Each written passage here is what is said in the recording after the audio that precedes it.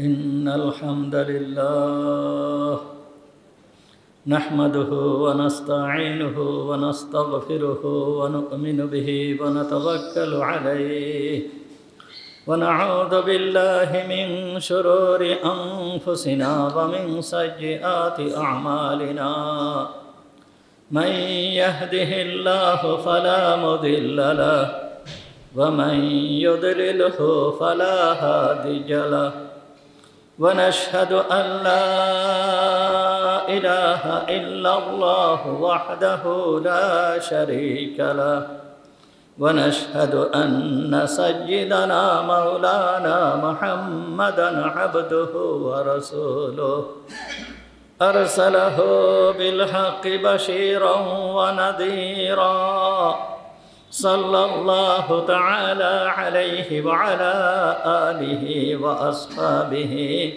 وبارك وسلم تسليما كثيرا أما بعد فأعوذ بالله من الشيطان الرجيم بسم الله الرحمن الرحيم يا أيها الذين آمنوا كتب عليكم الصيام كما كتب على الذين من قبلكم لعلكم تتقون صدق الله العظيم ونحن على ذلك من الشاهدين والشاكرين اللهم صل على محمد وعلى آل محمد كما صليت على إبراهيم وعلى آل إبراهيم إنك حميد مجيد اللهم بارك على محمد وعلى آل محمد كما باركت على إبراهيم وعلى آل إبراهيم إنك حميد مجيد سبحانك لا علم لنا إلا ما علمتنا إنك أنت العليم الحكيم اللهم انفعنا بما علمتنا فعلمنا ما ينفعنا ما ينفعنا وزدنا علما رب اشرح لي صدري ويسر لي أمري واحلل عقدة من لساني يفقهوا قولي اللهم طهر قلوبنا عن غيرك ونور قلوبنا بنور معرفتك ربنا تقبل منا إنك أنت السميع العليم وتب علينا إنك أنت التواب الرحيم সমস্ত প্রশংসা সেই মহান রব্বুল আলামিনের জন্য যিনি আমাদেরকে আজকের এই পবিত্র রমজান মাসের জুমার দিনে জুমার নামাজ পড়তে আসার তৌফিক দান করেছেন, এই জন্য আমরা সবাই বলি আলহামদুলিল্লাহ। আজকের এই জুমা বিশেষ ফজিলতপূর্ণ জুমা, কারণ হচ্ছে আজকের এই জুমা রমজান মাসের, এই বছরের রমজান মাসের শেষ জুমা, যেটাকে জুমাতুল বিদা বলা হয়। তারপরেও গতকাল গিয়েছে 27 তারিখের রাত, সুতরাং আজ হচ্ছে 27শে রমজান। এই দিক দিয়ে বিশেষ ফজিলত রাখে। একে তো জুমার দিন, আর তারপরে হচ্ছে 27 রমজান, এরকম সাধারণত মেলে না। এই দুইটা বিষয় একই সাথে মিলিত সাধারণত হয় না। যাই হোক, অনেক গুরুত্বপূর্ণ জুমা, এই জন্য এই জুমার কদর করা আমাদের প্রত্যেকের উচিত। আল্লাহ তাআলা আমাদেরকে রমজান মাস দান করেছিলেন আমাদের উপকারের জন্য, আমাদের ভাগ্যের পরিবর্তন করার জন্য। মানুষ দুনিয়ায় আসার পরে দুনিয়ার পরিবেশ হচ্ছে গুনার পরিবেশ, আর মানুষের ভিতরে গুনার মাদ্দা দিয়েই আল্লাহ তাআলা দুনিয়ায় প্রেরণ করেছেন। মানুষকে পরীক্ষা করার জন্য যদি এই মাদ্দা না দিতেন তাহলে পরীক্ষা হতো না। এই জন্য মানুষের থেকে গুনাহ হয়ে যায়, আর এই গুনাহ হয়ে যাওয়ার পরে আল্লাহ তাআলা গুনাহকে ক্ষমা করানোর জন্য বিশেষ বিশেষ কিছু সময় কিছু কাজ আল্লাহ তাআলা রেখে দিয়েছে। তার ভিতরের একটা সময় হচ্ছে এই যে রমজান মাস। রমজান মাস আল্লাহ তাআলা বান্দার গুনাহ মাফের জন্য রেখে দিয়েছে। এত পরিমাণ আল্লাহ তাআলা মাফ করেন যে অন্য কোনো সময় এই পরিমাণ আল্লাহ তাআলা মাফ করেন না। এই রমজান মাসে এত পরিমাণ মানুষদেরকে আল্লাহ তাআলা ক্ষমা করে দেন। তাই হাদিসের ভিতরে দেখা যায় যে মুহাম্মদুর রাসূলুল্লাহ সাল্লাল্লাহু আলাইহি ওয়াসাল্লাম থেকে হাদিস বর্ণিত। হাদিসটা হযরতে কাব ইবনে উজরা রাদিয়াল্লাহু তাআলা আনহু থেকে বর্ণিত। এই হাদিসের ভিতরে হুজুর সাল্লাল্লাহু আলাইহি ওয়াসাল্লাম যে কথা বলতেছেন যে রমজান মাস চলে গেল কিন্তু কোনো ব্যক্তি তার নিজের গুনাহকে ক্ষমা করাতে পারল না, ওই ব্যক্তি ধ্বংস হয়ে যাক। তা হুজুর কত বড় কথা বলছেন যে রমজান মাস চলে গেল আর ওই ব্যক্তি ক্ষমা করাইতে পারল না, ওই ব্যক্তি ধ্বংস হয়ে যাক। হুজুর সাল্লাল্লাহু আলাইহি ওয়াসাল্লাম সাধারণত বদদুয়া খুব কম করেছেন। বদদুয়া করেননি তা না, বদদুয়া করেছেন, কিন্তু বদদুয়া খুব কম করেছেন। বিশেষ করে মুসলমানদের জন্য বদদুয়া তেমন একটা দেখা যায় না। কিন্তু এই হাদিসের ভিতরে যা পাওয়া যায় যে রমজান মাস চলে গেল কিন্তু সেই ব্যক্তি নিজেকে ক্ষমা করাতে পারল না, ওই ব্যক্তি ধ্বংস হয়ে যাক। কত বড় কথা! এ কথা কেন বললেন? দেখেন, হুজুর আকরাম সাল্লাল্লাহু আলাইহি ওয়াসাল্লামের কাছে জিবরিল আমিন আসলেন। হাদিসটা এরকম, কাব ইবনে উজরা রাদিয়াল্লাহু তাআলা আনহু বললেন, ক্বালা রাসূলুল্লাহ সাল্লাল্লাহু আলাইহি ওয়াসাল্লাম উহযুরুল মিম্বার। হুজুর আকরাম সাল্লাল্লাহু আলাইহি ওয়াসাল্লাম বললেন সাহাবীদেরকে, ও হুজুরুল মিম্বার, তোমরা মিম্বারের কাছে আসো। ফাহাদারনা, অতঃপর আমরা সবাই মেম্বারের কাছে চলে আসলাম। যখন মেম্বারের কাছে আসলাম, ফালাম মারতাকা দারাজাতান, যখন হুজুর সাল্লাল্লাহু আলাইহি ওয়াসাল্লাম মেম্বারের এই সিঁড়ির প্রথম সিঁড়িতে যখন পা রাখলেন, ক্বালা আমিন, হুজুর বললেন আমিন। ফালাম মারতাকা দারাজাতা সানিয়াতা, যখন দ্বিতীয় সিঁড়ি অর্থাৎ এইটায় যখন পা রাখলেন, হুজুর বললেন আমিন। ফালাম মারতাকা দারাজাতা সালিসাতা ক্বালা আমিন, যখন এই তৃতীয় সিঁড়িতে পা রাখলেন এইখানে, তখন হুজুর বললেন আমিন। অর্থাৎ হুজুর আকরাম সাল্লাল্লাহু আলাইহি ওয়াসাল্লাম যখন মেম্বারে উঠে খুতবা দিতেন, এই তিনটা সিঁড়ি ছিল, এইটা, এইভাবেই মেম্বার বানানো হয়। তো হুজুর এইখানে দাঁড়িয়ে 3 নম্বর সিঁড়িটি ওইখানে দাঁড়িয়ে হুজুর খুতবা দিতেন। তো প্রথমে ওইখানে পা রেখে বললেন আমিন, এইখানে পা রেখে বললেন আমিন, এইখানে পা রেখে বললেন আমিন। 3 বার হুজুর সাল্লাল্লাহু আলাইহি ওয়াসাল্লাম আমিন বললেন। আমিন বলার পরে ফালাম্মা নাসাল, যখন হুজুর আকরাম সাল্লাল্লাহু আলাইহি ওয়াসাল্লাম সিঁড়ির থেকে নামলেন, কুলনা ইয়া রাসূলুল্লাহ, তখন আমরা বললাম, হে আল্লাহর রাসূল, লাকাদ সামিনা মিনকাল ইয়াউম শাইআন মা কুন্না নাসমাউহু, আমরা আজকে আপনার থেকে এমন একটা জিনিস শুনতে পেয়েছি যেই জিনিস আমরা ইতিপূর্বে শুনতে পাই নাই।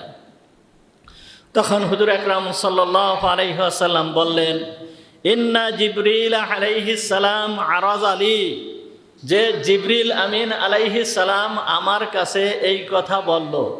কি বলল? ক্বাল, জিবরিল বলতেছে, বু'দান লিমান আদরাকা রমাজানা ফালাম ইউগফার লাহ। জিবরিল আমিন বলতেছে, বু'দান লিমান আদরাকা রমাজান ফালাম ইউগফার লাহ, ওই ব্যক্তি ধ্বংস হোক যেই ব্যক্তি রমজান মাস পেল কিন্তু সে নিজেকে ক্ষমা করাতে পারল না। আমি বললাম আমিন। তখন হুজুর আকরাম সাল্লাল্লাহু আলাইহি ওয়াসাল্লাম বললেন আমিন, অর্থাৎ কবুল করো।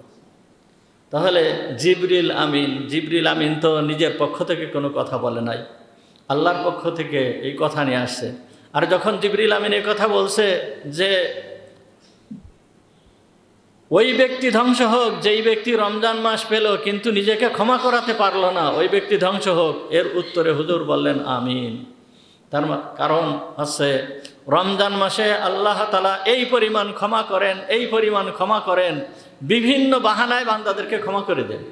এরপরেও যদি কোনো বান্দা সে নিজেকে ক্ষমা করাতে না পারলো, ওই ব্যক্তি দুনিয়ায় থাকা তার আরও বেশি শাস্তির কারণ হয়ে যায়, বেশি শাস্তির কারণ হবে। এই জন্য আল্লাহ রসুল বলতেছেন যে ওই ব্যক্তি ধ্বংস হোক। তাহলে কত বড় কথা, চিন্তা করে দেখি। এই জন্য রমজান মাস হচ্ছে তওবা করার মাস, রমজান মাস হচ্ছে আল্লাহর কাছে ক্ষমা প্রার্থনা করার মাস। কিন্তু দেখা যায় যে আমরা অনেক সময় অনেক বিষয়, গতকালকে আমি যে কথা বলতেছিলাম, অনেক সময় অনেক বিষয় দেখি আমরা মনে করি যে নামাজ, রোজা, হজ, যাকাত এইগুলো হচ্ছে ইবাদত, কিন্তু এইগুলো ইবাদত ঠিক আছে, এরপরে হক্কুল ইবাদ যেটা আছে, আল্লাহ তাআলার হক যেইটা আছে, এইটাকে আমরা বেশি একটা গুরুত্ব দেই না। বান্দার হক যেইটা আছে এইটাকে আমরা বেশি একটা গুরুত্ব দেই না। দেখেন, ইসলাম 5টা অংশে বিভক্ত। ইসলাম, পুরো ইসলামটা 5টা অংশে বিভক্ত। একটা হচ্ছে ঈমানিয়াত, অর্থাৎ আল্লাহর প্রতি ঈমান আনা, রসুলের প্রতি ঈমান আনা, আল্লাহর কিতাবের প্রতি ঈমান আনা, ফেরেশতাদের প্রতি ঈমান আনা, তারপরে কিয়ামতের দিবসের প্রতি ঈমান আনা, এটাকে বলা হয়েছে ঈমানিয়াত। এরপরে হচ্ছে 2 নাম্বার হচ্ছে ইবাদাত, অর্থাৎ নামাজ, রোজা, হজ, যাকাত যেইগুলো আমরা করি এইগুলো হচ্ছে ইবাদাত। এইগুলো 2টা। আর 3টা বিষয় রয়েছে যেইটা হচ্ছে বান্দার সাথে সম্পৃক্ত। বান্দার সাথে সম্পৃক্ত রয়েছে 3টা বিষয়। সেই 3টা বিষয় কি? একটা হচ্ছে মুআমালাত, আর একটা হচ্ছে মুআশারাত, আর একটা হচ্ছে আখলাক। মুআমালাত এটা হচ্ছে আচার ব্যবহার, এক ভাইয়ের সঙ্গে আর এক ভাইয়ের আচার ব্যবহার। আর একটা মুআশারাত, এটা হচ্ছে মুআশারাত, এটা হচ্ছে আচার ব্যবহার। আর একটা হচ্ছে মুআমালাত, এটা হচ্ছে লেনদেন, এক ভাইয়ের সঙ্গে আর এক ভাইয়ের যে লেনদেন, এই লেনদেনের বিষয়। আর একটা হচ্ছে আখলাক, অর্থাৎ হৃদ্যতা, একজনের সাথে আর একজনের হৃদ্যতা কেমন হওয়া উচিত এইটা। তাহলে আচার ব্যবহার, লেনদেন এবং হৃদ্যতা, এই 3টা বিষয় বান্দার সাথে সম্পৃক্ত। এই জন্য ইসলামের যে ল বুক, অর্থাৎ ইসলামের একটা কিতাব আছে, যেই কিতাবের ভিতরে ইসলামের আইন কানুন সম্পর্কে বিস্তারিত বর্ণনা করা হয়েছে। এই কিতাবটা 4 খণ্ড, এত মোটা মোটা এই বড় কিতাব, 4 খণ্ডে এই কিতাবটাকে লিপিবদ্ধ করা হয়েছে। এর একটা খণ্ডের ভিতরে শুধুমাত্র ইবাদত সম্পর্কে আলোচনা করা হয়েছে, আর 3টে খণ্ডের ভিতরেই এই হকুল ইবাদ এই সম্পর্কে আলোচনা করা হয়েছে। হুকুকুল মুআমালাত, মুআশারাত, আখলাক সম্পর্কে আলোচনা করা হয়েছে 3টা খণ্ডের ভিতরে। হাদিসের ভিতরে বহুত হাদিস রয়েছে যে আদব সম্পর্কে, শিষ্টাচার সম্পর্কে হুজুর আকরাম সাল্লাল্লাহু আলাইহি ওয়াসাল্লাম আমাদেরকে শিক্ষা দিয়েছেন। কেন?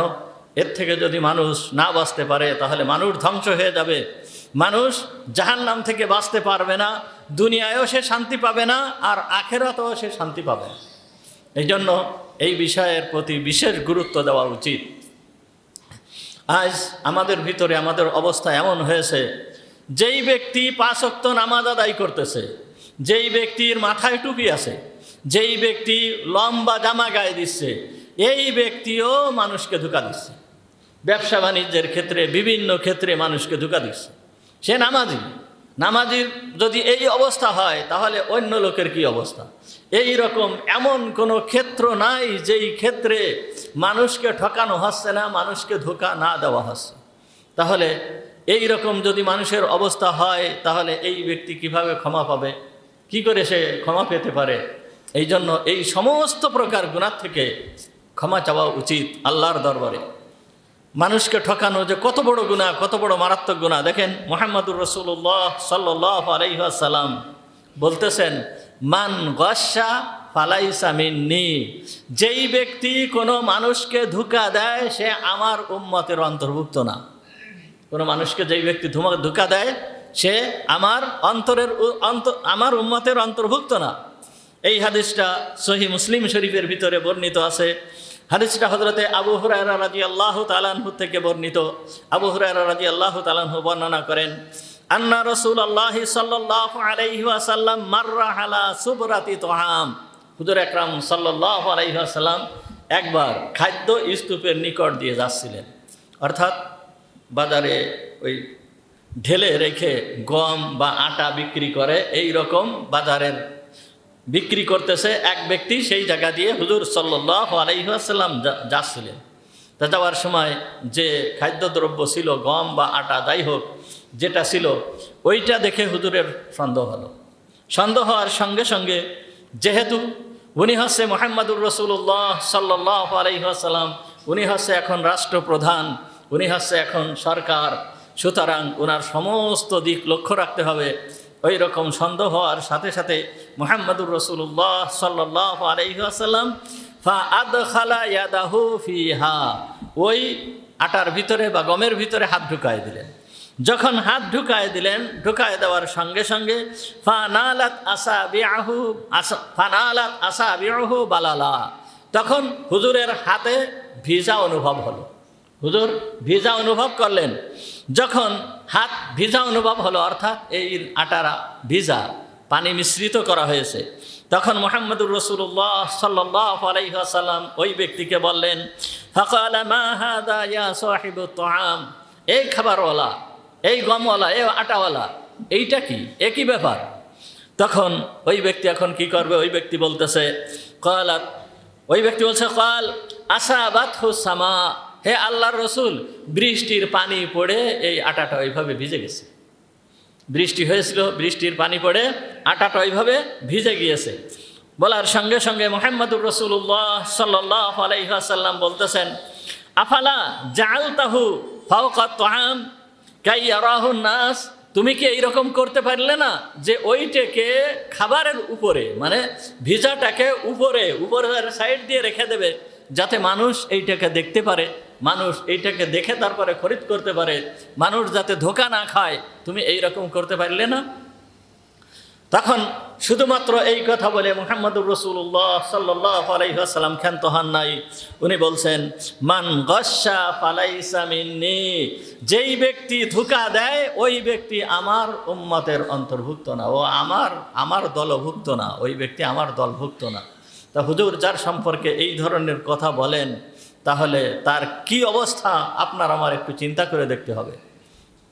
এই রকমভাবে মুহাম্মাদুর রাসূলুল্লাহ সাল্লাল্লাহু আলাইহি ওয়াসাল্লাম দেখেন কত সতর্কভাবে উম্মতকে বুঝাইছেন। যদি কোনো ব্যক্তি দিনা থাকছে, একজনের দিনা রয়েছে, দিনা থাকার পরে এই দিনাকে পরিশোধ করে নাই, এই ব্যক্তি মারা গেছে, মারা যাওয়ার পরে এই ব্যক্তির জানাজা মুহাম্মাদুর রাসূলুল্লাহ সাল্লাল্লাহু আলাইহি ওয়াসাল্লাম পড়ান নাই, তাহলে কত বড় ধমকি! দিনা রয়েছে, ধোঁকা দিয়েছে, এই ব্যক্তির জানাজা হুজুর আকরাম সাল্লাল্লাহু আলাইহি ওয়াসাল্লাম পড়ান নাই। হাদিস বুখারী শরীফের ভিতরে আসছে, হাদিস নম্বর 2289 নম্বর হাদিস, হযরতে সালামাতা বিন আওকা রাদিয়াল্লাহু তাআলা আনহু থেকে বর্ণিত। উনি বললেন, কুন্না জুলুসান ইনদান নাবিয়্যি সাল্লাল্লাহু আলাইহি ওয়াসাল্লাম, আমরা একবার হুজুর আকরাম সাল্লাল্লাহু আলাইহি ওয়াসাল্লামের কাছে বসা ছিলাম। এমতো অবস্থায় ফাউতিয়া বিজানাজাতিন, একটা জানাজা আসলো, মানে একটা লাশ নিয়ে আসা হলো। এনে ফাকালু সাল্লি আলাইহা, তারা বলল, হে আল্লাহর রসুল, আপনি এই জানাজার নামাজটা পড়ায় দেন। ফাকাল মুহাম্মাদুর রাসূলুল্লাহ সাল্লাল্লাহু আলাইহি ওয়াসাল্লাম ওই সময় জিজ্ঞেস করলেন, হাল আলাইহি দাইন, এই ব্যক্তি কি কারোর কোনো দিনা আছে? এই ব্যক্তি যে মারা গেছে, এ কি কারোর কোনো দিনা আছে? ক্বালু লা, তখন তারা বলল কি, না হে আল্লাহর রাসূল, এই ব্যক্তি কারোর দিনা নেই। ক্বাল, তখন বলতেছে,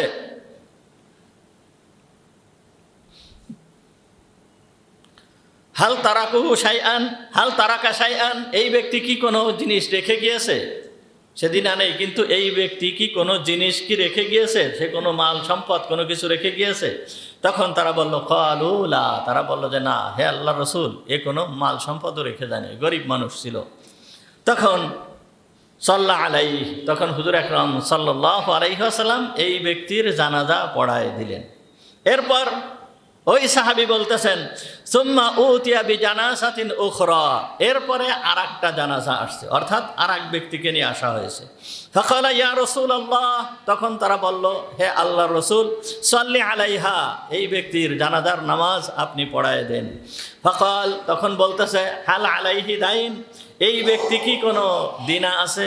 তখন বলতেছে, ওয়ালা নাম, হ্যাঁ হে আল্লাহর রাসূল, এই ব্যক্তি দিনা আছে। তখন বলতেছে, ফাহাল তারাকা শাইআ, এই ব্যক্তি কি কোনো সম্পদ রেখে গেছে, যেই সম্পদের দ্বারা এই দিনাকে পরিশোধ করা যায়, এই রকম কোনো সম্পদ রেখে গেছে? তখন সাহাবীরা বলল, ক্বালু, তারা বলল, সালাসাতু দানানির, হে আল্লাহর রাসূল, এই ব্যক্তি 3টা দিনার রেখে গিয়েছে, যার দ্বারা এই কর্জ পরিশোধ করা সম্ভব হবে। তখন মুহাম্মদুর রাসূলুল্লাহ সাল্লাল্লাহু আলাইহি ওয়াসাল্লাম ফাসাল্লা আলাইহা, এই ব্যক্তির জানাজা পড়ালেন, এই ব্যক্তির জানাজা পড়ায় দিলেন। গেল 2টা। এরপর ওই সুম্মা উতিয়া বিসালিসাতি, এরপর আরেকটা জানাজা আসছে, আরেকটা জানাজা আসছে।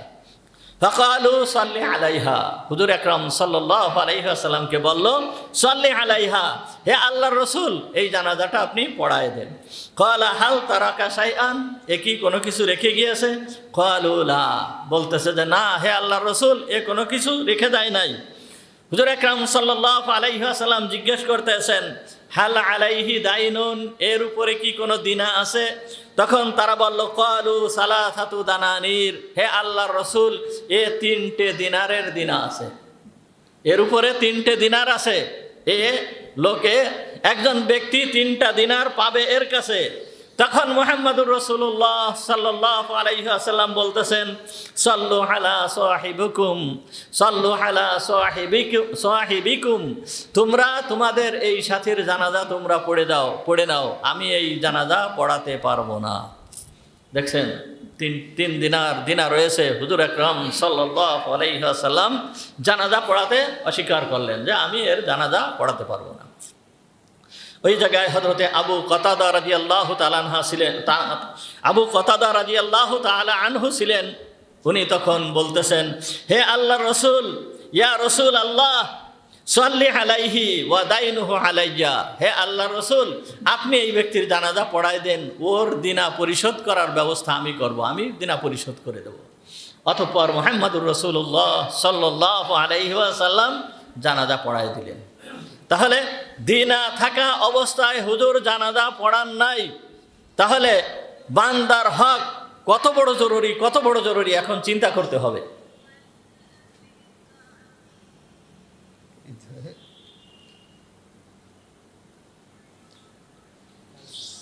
হ্যালো,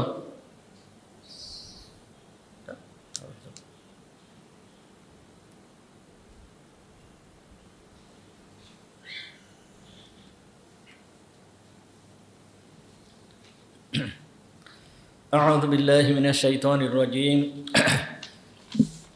তাহলে মানুষের হক এইটা কত বড় গুরুত্বপূর্ণ। দেখেন, জিহাদের ময়দানে যেই ব্যক্তি জিহাদের ময়দানে গিয়েছে, জিহাদ তাও খয়বারের যেই যুদ্ধ হয়েছে, এই খয়বারের যুদ্ধের সময় এক ব্যক্তি মারা গিয়েছে। মারা যাওয়ার পরে মুহাম্মদুর রাসূলুল্লাহ সাল্লাল্লাহু আলাইহি ওয়াসাল্লামকে বলতেছে যে আন্না রাজুলাম মিনাল মুসলিমিনা উতিয়া বিখাইবার, একজন মুসলমানকে খয়বারের এইখানে আনা হয়েছে। যখন আনা হয়েছে, ওয়া আন্নাহু যুকিরা লিরাসূলিল্লাহি সাল্লাল্লাহু আলাইহি ওয়াসাল্লাম, আর হুজুর আকরাম সাল্লাল্লাহু আলাইহি ওয়াসাল্লামের কাছে এসে এই ব্যক্তির জানাজা পড়ানোর কথা বলা হয়েছে। তখন মুহাম্মদুর রাসূলুল্লাহ সাল্লাল্লাহু আলাইহি ওয়াসাল্লাম ওই এক কথা বলেছেন, কি সাল্লু আলা সাহিবিকুম, তোমরা তোমাদের সাথীর জানাজা তোমরা পড়ে নাও। এই কথা যখন বলছে, হুজুর সাল্লাল্লাহু আলাইহি ওয়াসাল্লাম জানাজা পড়তে অস্বীকার করছে। তখন সাহাবীরা বলতেছে, ফাতাগায়্যারাত ওয়াজহুল কওম, তখন লোকেদের চেহারা পরিবর্তন হয়ে গেছে। কি ব্যাপার, হুজুর এই ব্যক্তির জানাজা পড়াতে চাচ্ছে না, কারণ কি?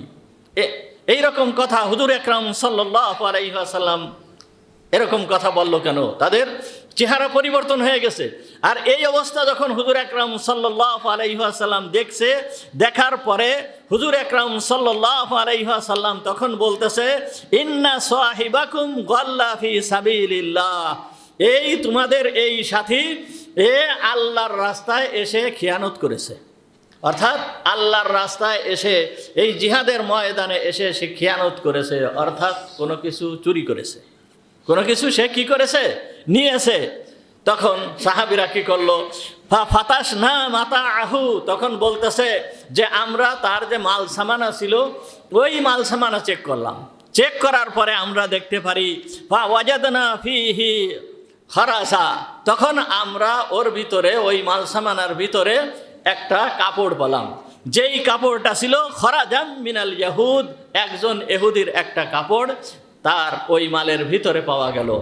এই যার মূল্য আছে ইউসাবি দিরহামাইন, মাত্র 2 দিরহাম, দিনার না, মাত্র 2 দিরহাম মূল্যের একটা কাপড়। এই কাপড় পাওয়া যাওয়ার কারণে মুহাম্মদুর রাসূলুল্লাহ সাল্লাল্লাহু আলাইহি ওয়াসাল্লাম এই ব্যক্তির জানাজা পড়ালেন না। তাহলে কত বড় গুরুত্বপূর্ণ বিষয় হক্কুল ইবাদ, আমাদের এইগুলো চিন্তা করতে হবে। যেই সমস্ত সাহাবীরা গিয়েছে, যেই সমস্ত আল্লাহওয়ালা ব্যক্তিরা গিয়েছে, তাদের জীবন তারা কিভাবে কাটিয়েছে।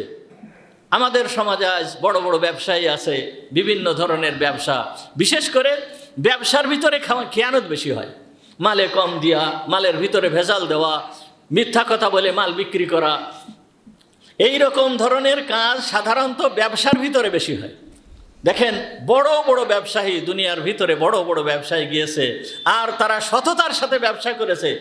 এই সততার সাথে যেই সমস্ত ব্যবসায়ীরা ব্যবসা করে, এদের সম্পর্কে মুহাম্মদুর রাসূলুল্লাহ সাল্লাল্লাহু আলাইহি ওয়াসাল্লামের হাদিস রয়েছে যে আত্তাজিরুস সাদুকুল আমিন মা'আন নাবিয়্যিন ওয়াস সিদ্দিকিন ওয়াস শুহাদা ওয়াস সালিহিন, যে আমানতদার সততার সাথে ব্যবসাকারী এ নবীদের সঙ্গে থাকবে, শহীদদের সঙ্গে থাকবে, সালেহিনদের সঙ্গে থাকবে।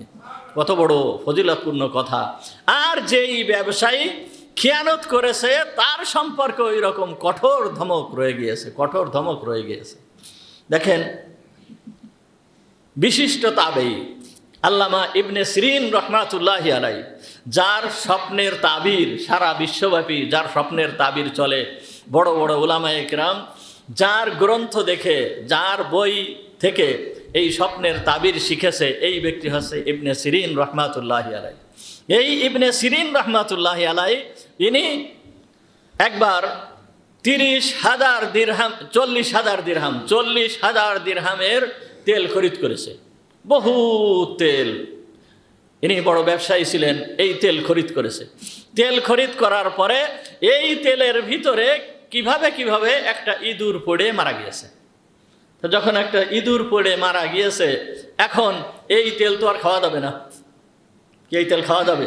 জাইতুন তেল। জাইতুন তেল এমন একটা তেল, যেই তেল খাওয়া যায়, যেই তেল শরীরে মালিশ করা যায়, যেই তেল রান্না করে খাওয়া যায়, যেই তেল দিয়ে আগুন জ্বালানো যায়, তা জাইতুন তেল, এই তেল খাওয়া যায়।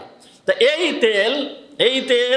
এই তেলের ভিতরে যখন একটা ইঁদুর পড়ে মারা গিয়েছে, তখন উনি এখন চিন্তা করতেছেন যে এত তেল, এই তেল আমি কি করব। লোকেরা বলতেছে, হুজুর এই যেই সাইডে ইঁদুরটা পড়ে মারা গিয়েছে ওই সাইডে থেকে কিছু তেল আপনি ফেলে দেন, অন্যান্য দূরে ওই দিকে যেই সমস্ত তেল আছে ওইগুলো ফেলার দরকার নেই, যেই সাইডে তেল পড়ে, এই ইঁদুর পড়েছে ওই সাইডে তেল, কিছু তেল আপনি ফেলে দেন। তখন উনি বলতেছে, না, এই তেল, যেই তেলের ভিতরে ইঁদুর পড়ে মারা গিয়েছে, আর এই তেল আমি একজন মানুষকে খাওয়াবো, এইটা কখনো সম্ভব না। এই সম্পূর্ণ তেল ধরে ঢেলে ফেলে দিলেন, সম্পূর্ণ তেল ধরে ঢেলে ফেলে দিলেন। তাহলে কত বড় সতর্কতা ছিল, কত বড় সতর্কতা অবলম্বন করেছে বিশিষ্ট মুহাদ্দিস আব্দুল্লাহ ইবনে মুবারক রহমাতুল্লাহি আলাইহি। ইনি হযরত ইমাম আবু হানিফা রহমাতুল্লাহি আলাইহির ছাত্র ছিলেন, হাদিসের বড় মুহাদ্দিস ছিলেন, বড় ফকিহ ছিলেন, বড় জিহাদের ময়দানে কাটিয়েছেন। এবং ইনি এত বড় একজন মুহাদ্দিস যে হাদিসের যেই সূত্র, এই আব্দুল্লাহ ইবনে মুবারক হয়ে মুহাম্মদুর রাসূলুল্লাহ সাল্লাল্লাহু আলাইহি ওয়াসাল্লাম পর্যন্ত যেতে হয়। এই আবদুল্লাহ ইবনে মুবারক রহমাতুল্লাহি আলাইহি উনি সিরিয়ায় সফর করতেছেন। যখন উনি সফর করতেছেন, উনি বিখ্যাত লেখক ছিলেন, কিতাব লিখতেন, হাদিস লিখতেন, হাদিস বর্ণনা করতেন। তো এই সিরিয়ায় সফরের সময় উনি কিতাব লিখতেছেন। ওই কিতাব লেখার সময় একজনের কাছের থেকে একটা কলম নিয়েছেন। সেই কলমটা হচ্ছে কাঠের কলম। আমরা এই যে কুঞ্চি দিয়ে কলম বানাই, এই কুঞ্চির কলম। এই কলমের কি মূল্য, কত মূল্য? আর সাধারণত আমরা যেই কলম দিয়ে লেখি, এই কলমেরও তো তেমন একটা মূল্য না। একটা কলমের মূল্য 3 টাকা, 4 টাকা, 5 টাকা। আর তারপরও একটা কুঞ্চির কলম, কাঠের কলম, এই কলম একজন ব্যক্তির কাছ থেকে একটা কলম নিয়ে উনি লিখছেন। লেখার পরে যাই হোক, সিরিয়ার থেকে উনি ফিরে চলে আসছেন বাড়িতে, মক্কায় চলে আসছেন। সিরিয়ার থেকে উনি মক্কায় ফিরে চলে আসছেন। মক্কায় যখন ফিরে আসছেন, মক্কায় ফিরে আসার পরে উনি দেখেন উনার ওই সেই মালের ভিতরে, অর্থাৎ ওই উনার যে সামান ছিল ওর ভিতরে ওই কলমটা রয়ে গেছে। উনি তখন মনে করলেন যে এ কী করেছি, এই কলমটা আমি এইখান থেকে নিয়ে আসছি।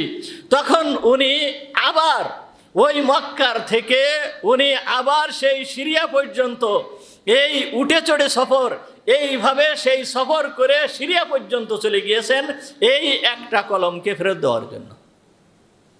সেইখানে যে ওই ব্যক্তিকে খুঁজে খুঁজে খুঁজে খুঁজে বের করেছেন, বের করার পরে এরপরে যায় ওই কলমটা তাকে দিয়ে আবার ফেরত চলে আসছেন।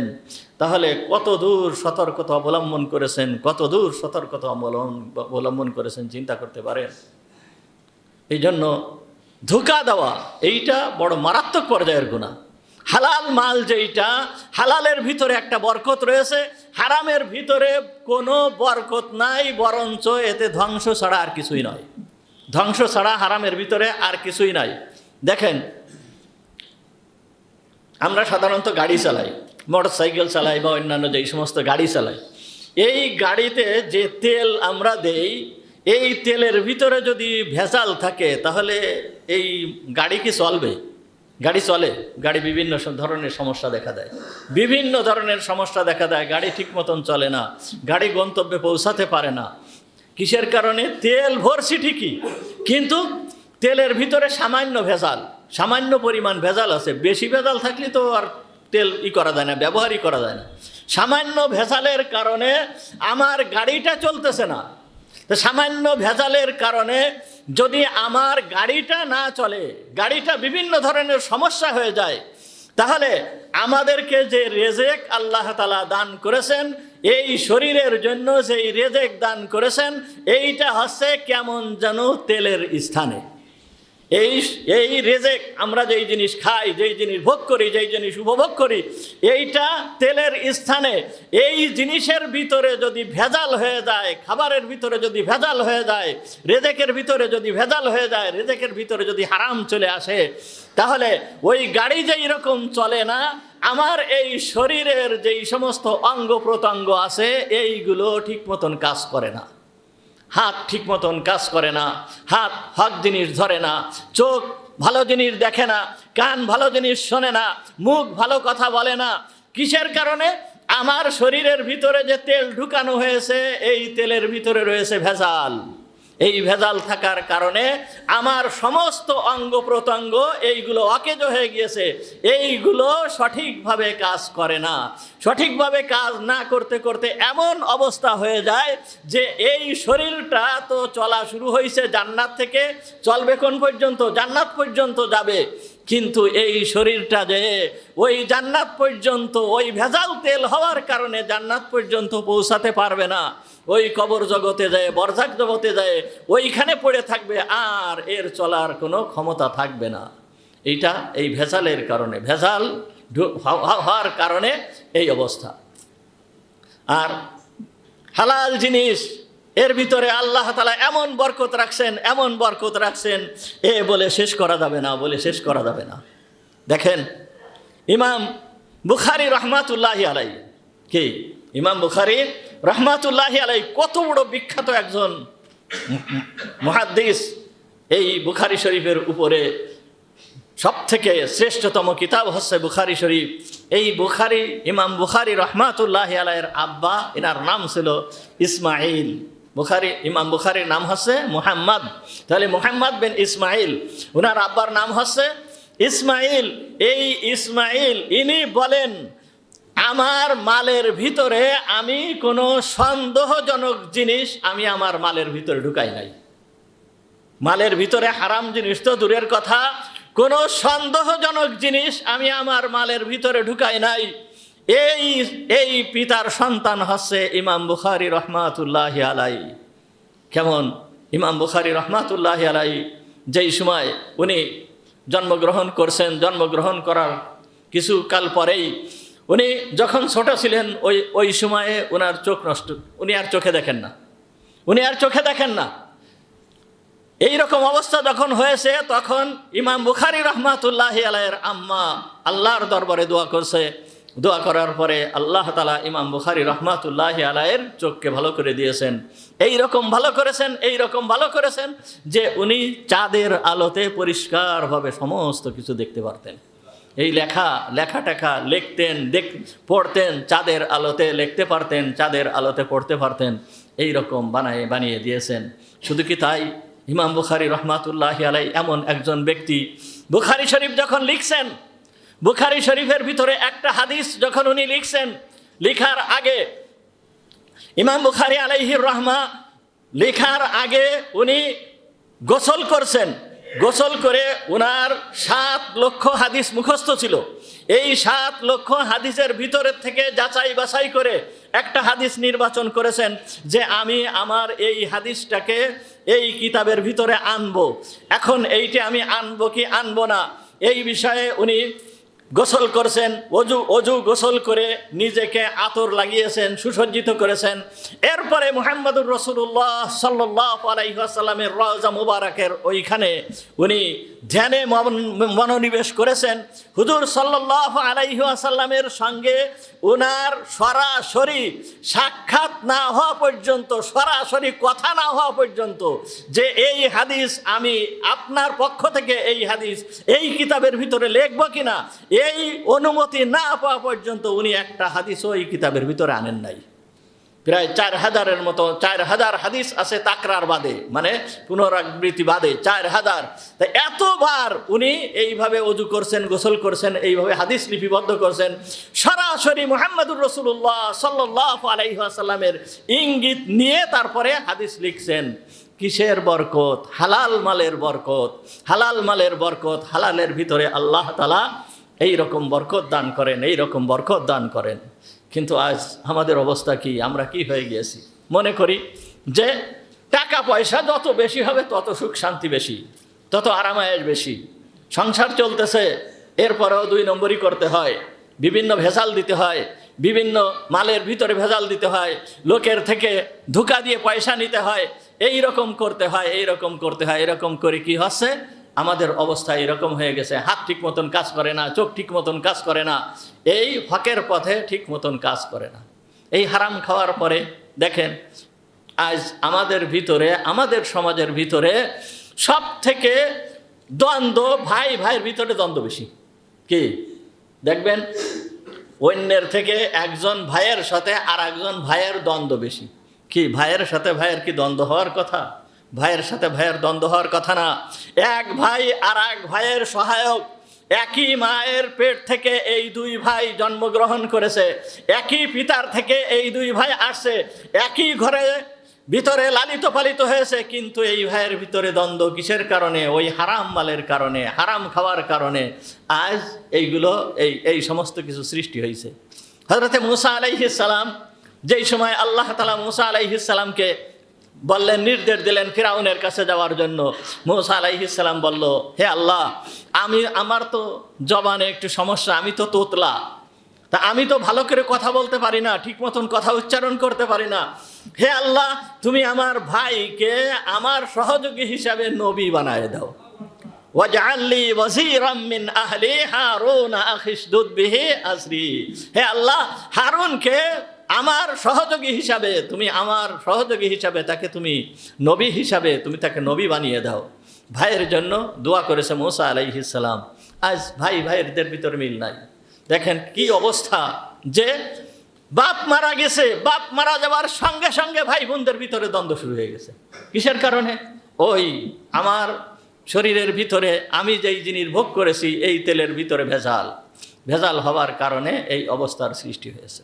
মনে করতেছি যে টাকা পয়সা যত বেশি হবে, টাকা পয়সা যত আমি বেশি ইনকাম করতে পারবো, তত আমার সুখ শান্তি বেশি। কখনো না, সুখ শান্তি হতে পারে না, সুখ শান্তি হতে পারে না।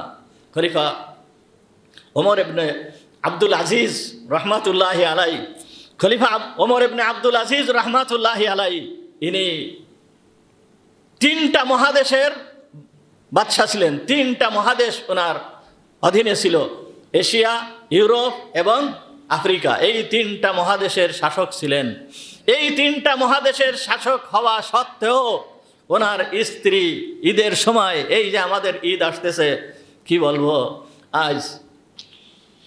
কালকে একজন দেখি একটা পোস্ট করেছে যে বাজারে গেলাম, বাজারে যাওয়ার পরে মনে হয় যে এইটা বাজার না, এটা মনে হয় মহিলা কলেজ। এইটা বাজার না, এটা মনে হয় কি মহিলা কলেজ। তা বাজারে ঢুকার কোনো কায়দা নেই, মহিলা আর মহিলা, খালি মহিলা আর মহিলা। এই মুসলমানদের পুরুষরা কি মারা গিয়েছে সব? মুসলমানদের পুরুষরা কি হযরত আইয়ুব আলাইহিস সালামের মতন অসুস্থ হয়ে ঘরে পড়ে রয়েছে? কি জন্য আমাদের মহিলারা বাজারে যায়? কেন বাজারে যাবে? আমরা পুরুষরা কি জীবিত নাই? কেন আমরা বাজারে যেতে দিচ্ছি? কেন এরকম ভাবে মহিলারা এই রমজান মাসে লাইলাতুল কদরে পর্যন্ত, গতকাল পর্যন্ত বাজারে ঢোকা যায় না, এরকম অবস্থা। যখন এই জায়গাতে যাচ্ছিলাম, কি কালকে তো দেরি হয়ে গেছে আমাদের এইখান থেকে বের হতে, এই জায়গাতে যখন যাচ্ছিলাম, এই রাস্তাতে যখন আসতেছি, মহিলাদের হাতে প্যাকেট ধরে নিয়ে সব বাজার থেকে ফিরে চলে আসতেছে। এই সমস্ত মহিলাদের পুরুষরা কি বেঁচে নাই? আমরা কি বেঁচে নাই? কিভাবে একজন মুসলমান তার স্ত্রী, তার বোন, তার মা, একে কিভাবে এভাবে ছেড়ে দিতে পারে? আপনি আমি সিজদায়, এই মসজিদের ভিতরে সিজদায় আছি, সিজদায়রত অবস্থায় আছি, আমি সিজদায় আল্লাহর দরবারে সিজদা করতেছি, মসজিদের ভিতরে সিজদায়রত, আর আমার স্ত্রী, আমার বউ ওই বাজার দিয়ে ঘুরে বেড়াচ্ছে। যে কয়টা পুরুষ ওই মহিলার দিকে তাকালো, ওই অতবার তার জিনার গুনাহ ওই মহিলার আমল নামায় লেখা হলো। যে কয়জন পুরুষ ওই মহিলার দিকে তাকালো, তার আমল নামায় ওইভাবে জিনার গুনাহ লেখা হলো। শুধুমাত্র ওই মহিলার আমল নামায় লেখা হয় না, আমি যে ওই মহিলার অভিভাবক, আমি যে এই জায়গায় বসে আছি, আমি মসজিদে সিজদা করতেছি, ওই সিজদারত অবস্থায় ওই গুনাহ আমার আমল নামায় চলে যাচ্ছে, তাহলে আমাদের কি অবস্থা, কি হয়ে গেছে আমাদের? এই ঈদের সময় খলিফা ওমর ইবনে আব্দুল আজিজের স্ত্রী, সে বলতেছে যে ছেলে মেয়েদের তো জামা কাপড়ের কোনো ব্যবস্থা নাই, তা ঈদের সময় তাদের একটু জামা কাপড়ের ব্যবস্থা করা যায় কিনা? তখন বলতেছে আমার কাছে তো কোনো টাকা পয়সা নাই, আমি কিভাবে ব্যবস্থা করব? 3 মহাদেশের যিনি শাসক, তিনি বলতেছেন আমার কাছে টাকা পয়সা নাই, আমি কিভাবে ব্যবস্থা করব? স্ত্রী বলল, আচ্ছা ঠিক আছে, তাহলে আপনি এক কাজ করেন, আপনি আগামী মাসের অগ্রিম বেতনটা আপনি রাজকোষের থেকে তুলে নেন। তখন বলছে, হ্যাঁ তোমার পরামর্শটা ঠিক আছে, আমি যাচ্ছি। যে ওই রাজকোষের যিনি দায়িত্বে ছিলেন, তাকে বলতেছে যে আমার আগামী মাসের বেতনটা তুমি আমাকে অগ্রিম দান করো। তা যেমন খলিফা ওমর ইবনে আব্দুল আজিজ, শিক্ষা তার কর্মচারীও ঠিক ওই রকম। ও বলতেছে যে হুজুর, আপনি এখানে লিখে দেন যে আগামী মাস পর্যন্ত আপনি জীবিত থাকবেন, তাহলে আপনার বেতন আমি দিয়ে দিচ্ছি। আপনি এখানে লিখে দেন যে আগামী মাস পর্যন্ত আপনি জীবিত থাকবেন। কি এ কথা কেউ লিখতে পারবে, বলতে পারবে? তখন কি করলো তখন ওমর ইবনে আব্দুল আজিজ চলে এসে বলতেছে যে অবস্থা এই, আমার পক্ষে সম্ভব হলো না যে আমি এই বেতন তুলে আনব। এই রকম ব্যক্তির অবস্থা এই। একবার উনি ওনার মেয়েকে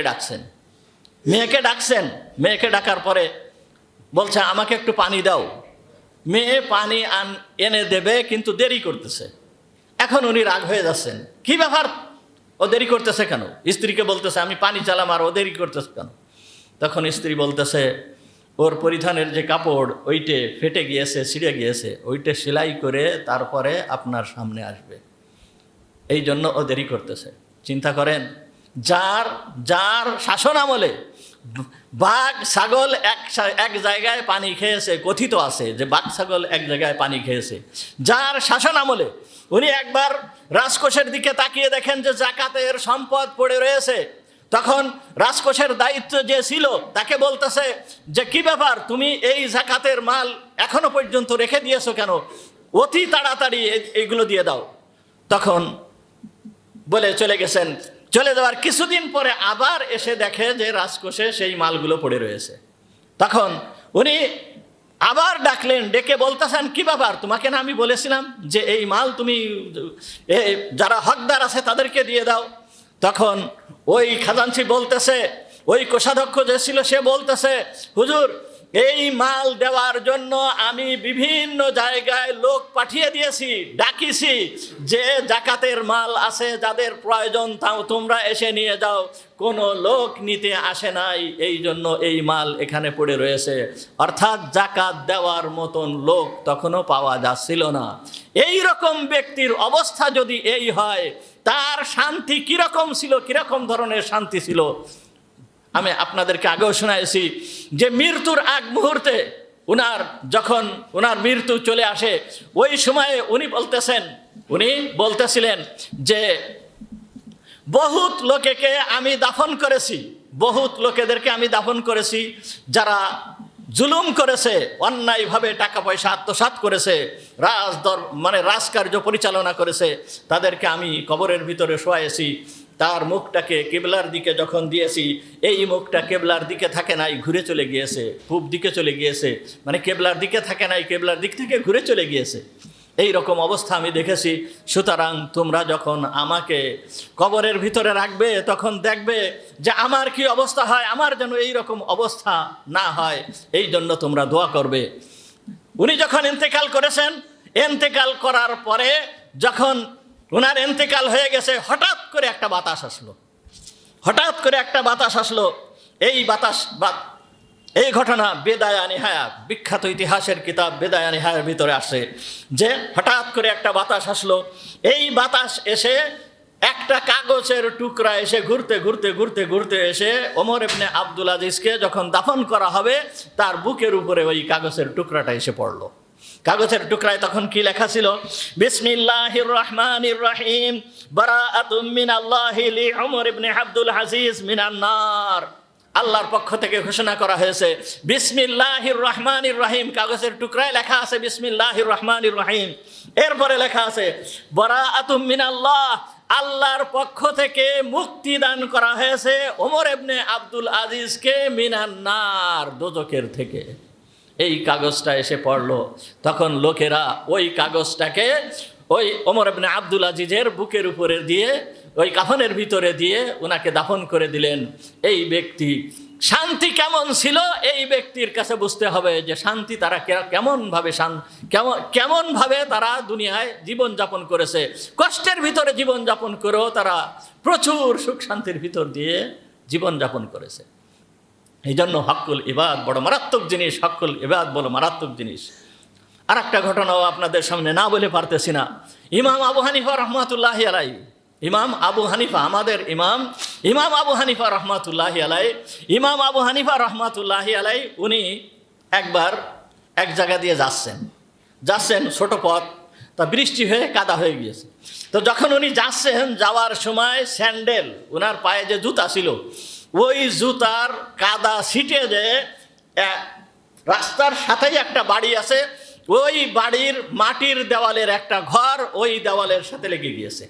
যখন ওই দেওয়ালের সাথে ওই কাদার টুকরা লেগে যাওয়ার পরে উনি এখন চিন্তা করতেছে যে আমার পায়ের কাদা এই ব্যক্তির ঘরের ওইখানে লেগে গেল, কেমন হয়ে গেল, খারাপ দেখা যাচ্ছে। এখন আমি যদি ওই মাটিটাকে, ওই যেইটা লেগে গিয়েছে ওইটা যদি আমি উঠাতে যাই, তাহলে এই দেওয়ালের থেকে মাটি খসে পড়বে, এই দেওয়ালের থেকে কিছু মাটি পড়ে যাবে। আর যদি এইটা এইভাবে রেখে দেই তাহলে দেখতেও তো বিশ্রী দেখা যাচ্ছে। ভালো দেখা যাচ্ছে না, এখন কি করা যায়? তখন উনি কি করবেন, কোনো উপায় না পেয়ে উনি ওই বাড়ির মালিকের কাছে গিয়েছেন। এই বাড়ির মালিক ছিল একজন অগ্নিপূজক, একজন অগ্নিপূজক ছিল। বাড়ির মালিকের দরজায় যায় যখন আঘাত করছেন, ওই বাড়ির মালিকের একজন কাজের মহিলা ও ফিরে আসছে। আসার পরে দেখে ইমাম আবু হানিফা রহমাতুল্লাহি আলাই। যখন ইমাম আবু হানিফা রহমাতুল্লাহি আলাইকে দেখছেন, দেখার পরে সে যাই বলতেছে যে ইমাম আবু হানিফা রহমাতুল্লাহি আলাই আসছে, আপনাকে ডাকতেছে। তখন ওই ব্যক্তি ইমাম আবু হানিফা রহমাতুল্লাহি আলাইয়ের কাছ থেকে টাকা কর্জ নিয়েছিল। তখন ও মনে করছে যে ইমাম আবু হানিফা রহমাতুল্লাহি আলাই মনে হয় টাকা চাওয়ার জন্য আমার বাড়িতে আসছে। তখন ও ঘর থেকে বেরোচ্ছে না। যখন ঘর থেকে বেরোচ্ছে না, তখন আবু হানিফা রহমাতুল্লাহি আলাই বুঝতে পারছে যে ও কেন ঘর থেকে বের হচ্ছে না। তখন ওই বাড়ির যে খাদেমা তাকে বলতেছে যে দেখো, আমি টাকা নেওয়ার জন্য আসি নাই, আমি অন্য একটা কাজের জন্য আসছি, তুমি তোমার মালিককে একটু আসতে বলো। তখন আসছে। যখন আসছে, আসার পরে বলতেছে দেখো, আমার পায়ের থেকে মাটি এই কাদা ছুটে যায় তোমার এই দেওয়ালে লাগছে, তা এটা আমি কি করতে পারি? আমি যদি ওইটাকে ফেলতে যাই তাহলে তো দেওয়ালের থেকে মাটিও একটু পড়ে যাচ্ছে, আর যদি ওই রকম রেখে চলে যায় তাহলে তো খারাপ দেখা যাচ্ছে, তা তুমি আমাকে এই বিষয়ে ক্ষমা করে দাও। এই কথা বলার সঙ্গে সঙ্গে ওই ব্যক্তি অগ্নিপূজক, এই অগ্নিপূজক বলতেছে আপনাদের দিন এত সুন্দর, আপনাদের দিন এত সঠিক, আজ আপনি আমাকে কলেমা পড়ায় মুসলমান বানায় দেন, আপনার হাতে আমি কলেমা পড়তে চাই। ওই সময় এসে ইমাম আবু হানিফা রহমাতুল্লাহি আলাইহির হাতে কলেমা পড়ে মুসলমান হয়ে গিয়েছে। আশহাদু আল্লা ইলাহা ইল্লাল্লাহ ওয়া আশহাদু আন্না মুহাম্মাদার রাসূলুল্লাহ। এইটাই হচ্ছে ইসলাম, এইটাই হচ্ছে ইসলাম। আমাদেরকে এইভাবে এইগুলো শিখাই দিয়ে গেছেন। সুতরাং হক্কুল ইবাদ এইটা বড় মারাত্মক পর্যায়ের জিনিস। এইটা থেকে প্রত্যেকটা মানুষ এইটা থেকে সতর্ক হতে হবে, এর থেকে তওবা করতে হবে। যদি এই রমজান মাসে, এই রমজানের এই সময় আমাদের যদি তওবা নসিব না হয় তাহলে বড় পরিতাপের বিষয়, বড় পরিতাপের বিষয়। এই জন্য এর থেকে আমাদের সবাই বিরত থাকতে হবে, সবাই বিরত থাকতে হবে। আল্লাহ তাআলা এই রমজান মাসকে আমাদের উপকারের জন্য দিয়েছেন, এই গুনাহ মাফ করায় নেওয়ার জন্য দিয়েছেন। এই জন্য সমস্ত প্রকার গুনার থেকে তওবা করতে হবে। আজ জুমআতুল বিদা অর্থাৎ রমজান মাসের শেষ জুমা। আল্লাহ তাআলা এই জুমার যে কত বড় কদর রাখছেন, কত বড় মূল্যবান আল্লাহ তাআলার কাছে। এর প্রত্যেকটা মুহূর্ত, প্রতিটা ঘন্টা, প্রতিটা মিনিট, প্রতিটা সেকেন্ড আল্লাহর কাছে বিরাট দামি। এই জন্য এর মূল্যায়ন করতে হবে। বিশেষ করে রমজান মাসে আল্লাহর কাছে খাসভাবে তওবা করতে হবে, সমস্ত গুনার থেকে তওবা করতে হবে। এইভাবে আমরা রমজান মাস অতিবাহিত করার চেষ্টা করি। ওয়া আখিরু দাওয়ানা আনিল হামদুলিল্লাহি রাব্বিল আলামিন। আমরা